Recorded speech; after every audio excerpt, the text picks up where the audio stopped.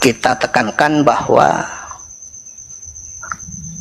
menyikapi masalah penelitian, kajian, yaitu harus disikapi dengan penelitian juga. Jadi karena masalah nasab ini adalah masalah sejarah berkaitan dengan data-data, maka untuk sementara ini data yang disampaikan oleh Kiai Imaduddin itu valid, benar. Jadi berarti memang nasab dari para habaib tidak tersambung, walaupun ada pendapat dari Syekh Ali Jum'ah, Syekh Mahdi Rojai yang mengatakan sambung, tapi beliau tidak mendukung dengan data. Krono Imam Syafi'i menulis apa yang dia fatwakan, maka dawuh Imam Syafi'i nyampe ke kita itu lewat lesan murid-muridnya Mbak kita, plus lewat tulisan. Ada bukti terucap, ada bukti fisik berupa maktutot karangan kitab.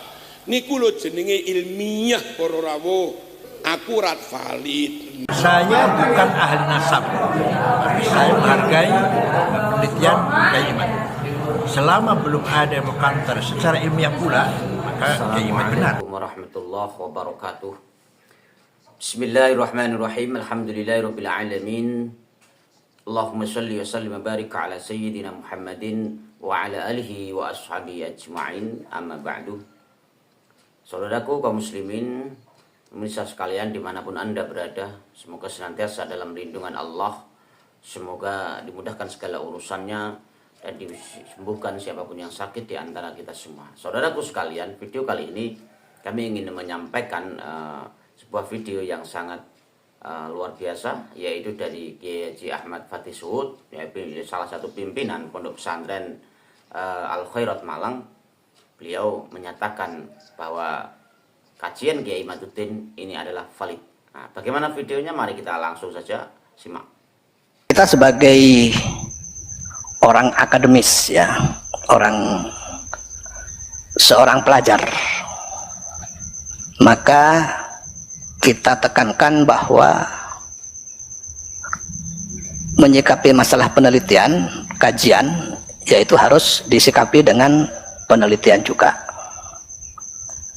Jadi karena masalah nasab ini adalah masalah sejarah berkaitan dengan data-data, maka untuk sementara ini data yang disampaikan oleh Kiai Imaduddin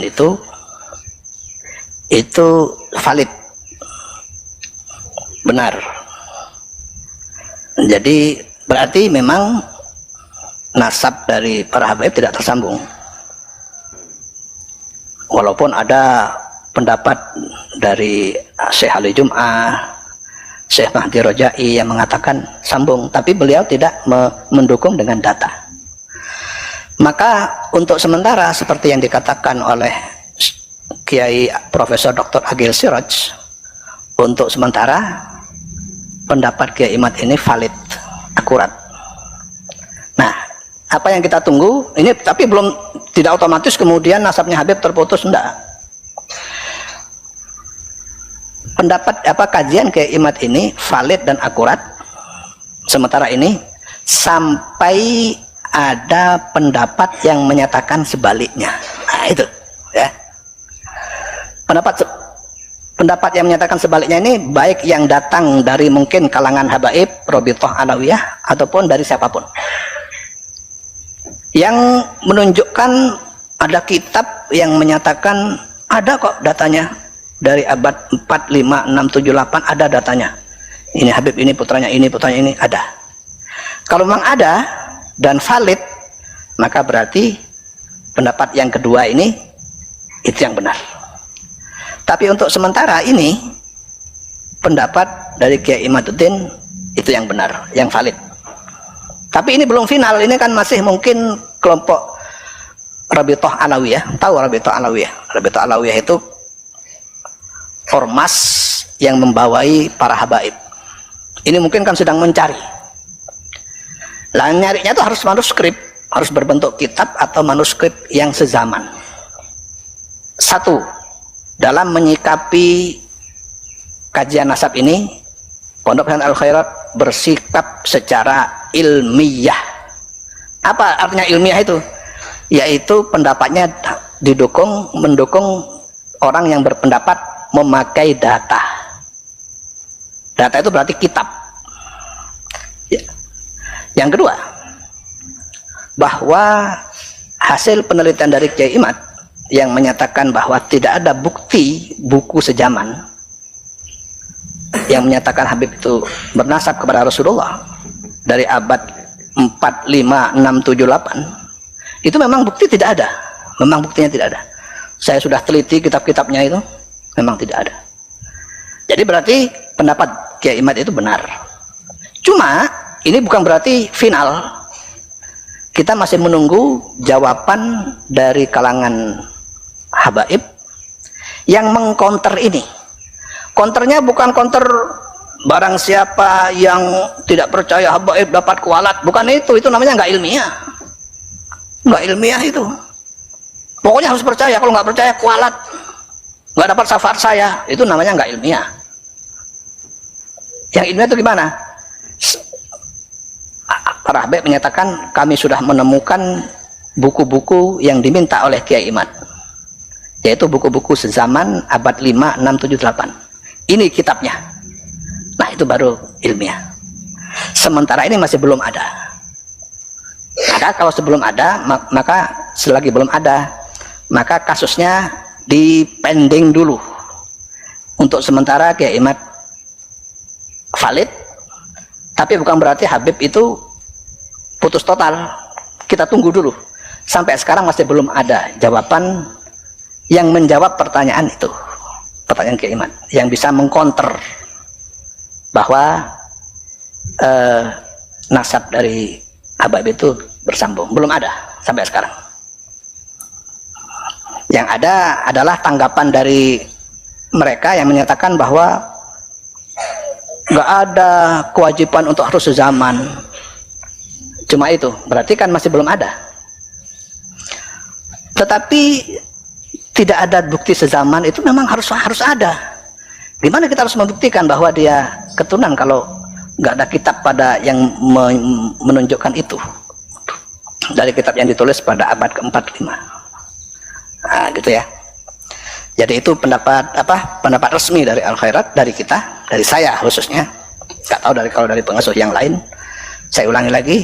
Jadi terutama kepada yang bertanya bahwa tesis Kiai Imad itu valid, akurat dan ilmiah. Karena datanya ada, kitabnya pun ada. Kita sedang menunggu kontra tesis dari yang mendukung para habaib. Kita sedang menunggu. Sebelum ada itu berarti valid ini. Yang dari Kiai Imad itu benar. Ya. Dan itu didukung secara manuskrip juga oleh Profesor Dr. Menahem Ali, ahli filologi. Filologi itu ahli makhtutat. Kitab-kitab yang belum dijadikan kitab, masih berupa tulisan tangan. Saudaraku pemirsa sekalian yang dirahmati Allah, memang harusnya memang seperti ini ya. Kiai pondok itu pasti mendukung kajian Kiai Imad, karena kajian Kiai Imad ini berdasarkan berangkat dari kajian-kajian kitab, ya kan. Nah, sama seperti kita dari dulu di pondok itu memang diajarkan bahwasanya untuk menyatakan sesuatu, menghukumi sesuatu harus punya dalil. Dalilnya apa? Di kitab mana? Nah, ini sama. Nah, untuk mengatakan ini nasabnya tersambung pada Rasulullah Shallallahu Alaihi Wasallam, buktinya apa? Nah, ada nggak di kitab-kitab terdahulu? Ada nggak? Ternyata memang tidak ada. Khususnya ada baru kitab-kitab yang baru-baru ini. Maka data yang 4, 5, 6, 7, 8 itu ada enggak? Jangan-jangan ini baru dicantolkan pada abad ke-9, ya kan, saudaraku sekalian pemirsa. Ini memang seperti itu. Semua kiai-kiai itu pasti seperti itu. Semuanya akan condong pada Kiai Imad karena berdasarkan kajian kitab. ya kan, tidak dengan mimpi atau ancaman dan lain sebagainya. Ini yang paling benar ya. Memang benar. Sementara memang masih ya Kiai Imad lah masih valid, dan Habib sementara tidak punya bukti sampai sekarang, dan sepertinya memang tidak ada sama sekali kan selama ini 2 tahun ini. Syekh Ali Jum'ah, Syekh Mati Rojai, Syekh siapa yang didatangkan untuk mendukung Ba'alawi ini keturunan Rasulullah, Syekh Ibrahim juga kemarin tidak menyampaikan mendukung ini, menyatakan sikap bahwa Ba'alawi keturunan Rasulullah tidak dengan data. Lalu dengan apa untuk mempercayainya? Nah, ini kan tentang masalah ilmiah. Masa ilmiah diadu dengan ancaman, dengan doktrin dan lain sebagainya, ya tidak membantu nalar manusia ini tidak bisa menerima gitu loh. Kita ini manusia yang berakal, harusnya pakai akal untuk menolak dan menerima sesuatu. Inilah. Kita kan melihat semuanya bahwa pendapat beliau Kiai Haji Imaduddin Utsman Al-Bantani ini bukan berangkat dari nafsu kalau melihat itu ya, atau tujuan-tujuan negatif lah. Ya, namun karena dilatar belakangi penelitian ilmiah tentang nasab ini gitu loh, yang kemudian mengarah kepada terputusnya nasab Ubaidillah pada Ahmad bin Isa. Maka hasil penelitian ini bisa benar, bisa salah. Namun kalau ada antitesisnya. Namun sebelum ada antitesisnya, ya ini yang benar sementara, ya kan? Dan mungkin masih ya menunggu oleh Gus Rumail keliling dunia untuk mencari manuskrip yang mendukung Ba'alawi ini. Ya siapa tahu kan Gus Rumail dapat oleh-oleh, ya bisa untuk membantah Kiai Imad gitu loh. Kita juga melihat selama ini dari tanggapan dari para Habib-Habib ini ya lucu, selama ini masih lucu-lucu saja, masih marah-marah menuduh Kiai Imad sebagai sesat. Nah ya kan, di belakang Kiai Imad itu ada Wahabi, Khawarij dan lain sebagainya. Padahal cara yang dilakukan Kiai Imad inilah cara orang NU. Nah, cara orang NU itu seperti ini gitu.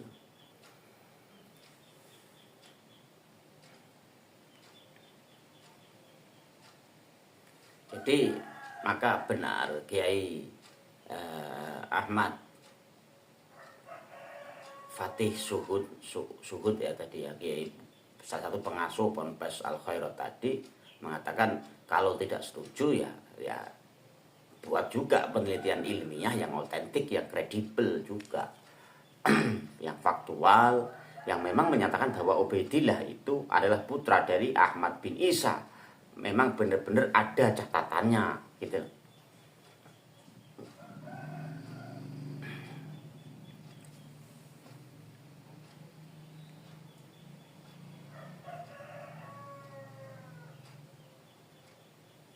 Dan banyak ya yang mengatakan bahwa Kiai Imad ini hanya berdasarkan satu kitab saja, dan sudah dibantah dulu oleh beliau bahwa penelitian beliau bukan hanya satu kitab, tapi semua kitab tarikh nasab itu ada untuk mendukung sampai beliau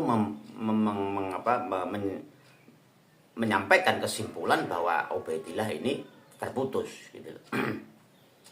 Jadi tidak sembarangan hanya kitab Sejarah Mubarokah saja, tidak gitu ya. Dan ini memang valid, memang sangat valid ya. Apa yang disampaikan oleh Kiai dari salah satu pengasuh pondok pesantren Al Khairat Malang tadi valid, memang seperti itu gitu. Dan rasanya mustahil untuk bisa ditemukan, rasanya mustahil untuk ditemukan bahwa Ubaidillah ini nasabnya tersambung, karena dari segi genetika juga tidak nyambung, ya kan? Dari genetika saja juga tidak nyambung.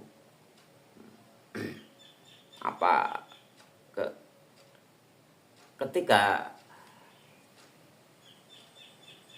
Ubaidillah, ya kan, ini tersambung, nanti ada sebantahan yang misalkan membenarkan bahwa Ubaidillah ini tersambung kepada Rasulullah. Ini sekaligus membatalkan ilmu genetika tadi. Harus dipelajari ulang ilmu genetika itu, berarti salah ilmu genetika itu berarti, ya kan? Oleh karenanya dari kajian kitab Kiai Imad didukung dengan kajian filologi oleh Kiai Haji Profesor Menah Mali, juga dari kajian DNA, memang tidak tersambung dan sangat mustahil. Memang tidak ada semuanya dari Faqih Muqaddam. Itu tidak ada, ya kan? Faqih Muqaddam yang diagung-agungkan sedemikian rupa, Kiai Habib Abu Bakar bin Salim yang diagung-agungkan setinggi langit, itu karomah-karomahnya tidak ada catatan sejarah tentang mereka, tentang beliau-beliau ini, gitu. Oleh karena sudah waktunya kita hentikan doktrin-doktrin, cerita-cerita halu yang membodohi masyarakat, gitu ya. Begitu saudaraku sekalian yang dirahmati Allah. Alhamdulillah, kita layak bersyukur kepada Allah Subhanahu wa taala karena Allah datangkan seorang Kiai Haji Imaduddin Usman Al-Bantani untuk mencerahkan pemikiran masyarakat yang selama ini rasanya dibodohi oleh oknum Habib-Habib ini, bahwa mereka adalah keturunan Rasulullah Shallallahu Alaihi Wasallam, dan akhirnya dibuktikan oleh Kiai Imaduddin Al-Bantani. Ini membuat kita semua tercerahkan. Oke, begitu kurang lebihnya mohon maaf. Semoga saudaraku sekalian, pemirsa sekalian dimanapun Anda berada, senantiasa dalam lindungan Allah, dimudahkan segala urusannya.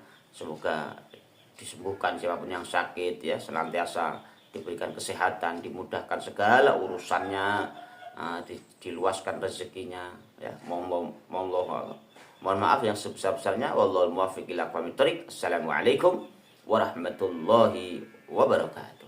Saudaraku kaum muslimin jamaah Jum'ah yang dirahmati Allah, akhir-akhir ini di negara kita terjadi fenomena yang luar biasa, membuat kita terhenyak, kaget, dan seolah tidak percaya dengan hasil penelitian yang dilakukan seorang kiai pribumi Indonesia asal Banten yang menyatakan batalnya nasab habaib yang ada di Indonesia. Batalnya nasab mereka disebabkan oleh kakek moyang mereka yang bernama Ubaidillah. Tidak ditemukan bukti yang mengkonfirmasi sebagai anak Ahmad bin Isa yang bersambung sanadnya kepada Rasulullah Shallallahu Alaihi Wasallam dalam beberapa kajian ilmu. Begitu juga melalui hasil uji tes DNA, mereka juga tidak terkonfirmasi sebagai keturunan Rasulullah Shallallahu Alaihi Wasallam yang diperoleh dari beberapa golongan klan mereka. Dan sampai sekarang kajian Kiai asal Banten itu belum terbantahkan, dan artinya selama belum ada yang membantah dengan ilmiah pula, maka kajian Kiai Imaduddin itu akan terus menjadi kebenaran sampai ada yang mampu membantahnya dengan dalil-dalil yang kuat. Untuk sampai sekarang ini mungkin yang bisa membantah kajian Kiai Imaduddin ini adalah hasil uji tes DNA yang dilakukan oleh habaib di Indonesia ini, yang belum begitu banyak dilakukan. Melalui beberapa kajian kitab telah rasanya mustahil bisa ditemukan menurut beberapa yang membahasnya. Saudaraku sekalian yang dirahmati Allah, padahal kita tahu yang selama ini mereka begitu dicintai masyarakat karena keturunan darahnya. Walau ada dari mereka yang bodoh sekalipun, tetap membuat masyarakat rela diperlakukan tidak selayaknya manusia yang memiliki derajat yang sama. Menganggap nasab mereka yang agung membuat oknum-oknum Habib ini banyak yang berperilaku sok paling mulia dan lain sebagainya, walaupun tidak memiliki ilmu dan ketakwaan di hadapan Allah Subhanahu wa taala. Mungkin juga banyak karena penceramah-penceramah mereka yang mengatakan satu Habib bodoh lebih utama dari kiai yang alim sekalipun. Dan ternyata terbukti banyak dari mereka oknum-oknum yang merendahkan kiai-kiai alim yang tidak berasal dari golongan mereka atau yang tidak memiliki nama habaib di depannya. Saudaraku sekalian yang dirahmati Allah, di balik semua ini pasti ada hikmah dan pelajaran yang besar dari polemik nasab ini. Pertama, kita harus sadar-sadarnya bahwa kita hanya hidup sebentar di dunia dan tidak ada yang perlu disombongkan dan merasa hebat dari orang lain. Allah Subhanahu wa taala telah mengingatkan dalam Al-Qur'an surat Al-Isra ayat 37, wala tamshi fil ardi marha innaka lan takhriqal arda wa lan tablughal jibala tula. Yang artinya janganlah engkau berjalan di bumi ini dengan sombong, karena sesungguhnya engkau tidak akan dapat menembus bumi dan tidak akan mampu menjulang setinggi gunung. Saudaraku sekalian, ayat ini mengingatkan kepada kita agar tidak sombong dan menjauhi sikap membangga-banggakan diri serta merasa paling hebat dari orang lain, terlebih merasa hebat dari Sang Khalik Allah Subhanahu wa taala. Kita diingatkan untuk menyadari kelemahan-kelemahan yang ada pada diri kita, bersikap rendah hati dan tidak bersikap sombong atau takabur. Sebab sebagai manusia yang memiliki kemampuan terbatas, kita tidak akan sanggup mencapai sesuatu di luar kemampuan diri kita. Sombong adalah satu dari sifat melampaui kemampuan diri dan juga melampaui sifat-sifat yang Allah Subhanahu wa taala miliki. Allah melarang kita berjalan di muka bumi dengan sombong. Berjalan dengan sombong di muka bumi bukanlah sikap yang wajar, karena bagaimanapun kerasnya derap kaki yang dihentakkan di atas bumi tidak akan menembus permukaannya, dan bagaimanapun juga tingginya ia mengangkat kepalanya tidaklah dapat melampaui tingginya gunung. Dari segi ilmu jiwa, orang yang biasa berjalan dengan penuh kesombongan berarti dalam jiwanya terdapat kelemahan. Ia merasa rendah diri sehingga untuk menutupi kelemahan dirinya ia berjalan dengan sombong dan berlagak dengan tujuan menarik perhatian orang lain. Saudaraku sekalian, dari segi ilmu jiwa, orang yang biasa berjalan dengan penuh kesombongan berarti dalam jiwanya terdapat kelemahan. Ia merasa rendah diri sehingga untuk menutupi kelemahan dirinya ia berjalan dengan sombong dan berlagak dengan tujuan menarik perhatian orang lain. Bukan hanya satu firman Allah yang menegaskan dan mengingatkan untuk kita sombong dan merasa paling hebat sendiri. Dalam ayat lain Allah berfirman, wala tusa'ir khaddaka linnas wala tamshi fil ardi marha innallaha la yuhibbu kulla mukhtalin fakhur. Yang artinya janganlah memalingkan wajahmu dari manusia karena sombong, dan janganlah berjalan di bumi ini dengan angkuh. Sesungguhnya Allah tidak menyukai setiap orang yang sombong lagi sangat membanggakan diri. Al-Quran Surat Luqman 18. Saudaraku sekalian yang dirahmati Allah, dalam tafsir Kemenak RI disebutkan bahwa ayat ini mengingatkan kita untuk mengedepankan akhlak dan budi pekerti yang baik kepada sesama manusia. Akhlak yang baik ini diwujudkan dengan menjauhi keangkuhan dan sombong. membanggakan diri dan memandang rendah orang lain di antara tanda-tanda orang angkuh dan sombong adalah saat berjalan dan bertemu dengan orang lain, ia memalingkan mukanya, tidak mau menegur atau tidak memperlihatkan sikap ramah. Ia menunjukkan sikap angkuhnya seakan-akan ia yang berkuasa dan yang paling terhormat dan terhebat. Padahal kita diperintahkan untuk mengedepankan kesederhanaan atau sikap yang wajar, berbicara dengan sopan dan lemah lembut sehingga orang lain merasa dihargai dan dihormati. Ma'asyiral muslimin yang dirahmati Allah, sombong, takabur, merasa paling hebat dan berkuasa sendiri merupakan sifat yang dapat menghalangi seorang masuk surga. Dalam hadis riwayat Imam Muslim dari Abdullah bin Mas'ud radhiyallahu an disebutkan, la yadkhulul jannata man kana fi qalbihi mithqalu dzarratin min kibr. La yadkhulul jannata man kana fi qalbihi misqalu dzarratin min kibrin. Tidak akan masuk surga orang-orang yang dalam hatinya terdapat rasa takabur atau sombong meskipun hanya sekecil biji sawi. Hal ini sesuai dengan sejarah yang menunjukkan bahwa sikap sombonglah yang menjadikan iblis mendapatkan murka dari Allah karena ia mematuhi perintah Allah untuk sujud, karena ia tidak mau mematuhi perintah Allah untuk sujud kepada Nabi Adam. Sifat inilah yang mengeluarkan iblis dari surga. Hal ini termaktub dalam Al-Quran surat Al-Baqarah 34, wa iz qulna lil malaikati isjudu li adama fasajadu illa iblisa aba wastakbara wa kana minal kafirin. Ingatlah ketika kami berfirman kepada para malaikat, sujudlah kamu kepada Adam, maka mereka pun sujud kecuali iblis. Ia menolaknya dan menyombongkan diri, dan ia termasuk golongan kafir. Sombong adalah sikap dan sifat warisan iblis yang harus dihindari oleh manusia. Orang yang sombong seringkali tidak akan pernah mau kalah dan mengalah. Andai kata ada yang mengunggulinya, maka ia pun akan bersikap sinis dan berlomba-lomba untuk melebihi yang lain lagi.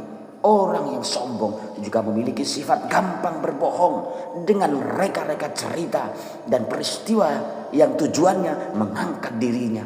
Hati orang yang sombong dan merasa paling hebat telah mati dan sulit untuk menerima kebenaran. Secara pelan-pelan sebenarnya ia sedang menjerumuskan dirinya ke jurang kehinaan. Ma'asyiral muslimin yang dirahmati Allah,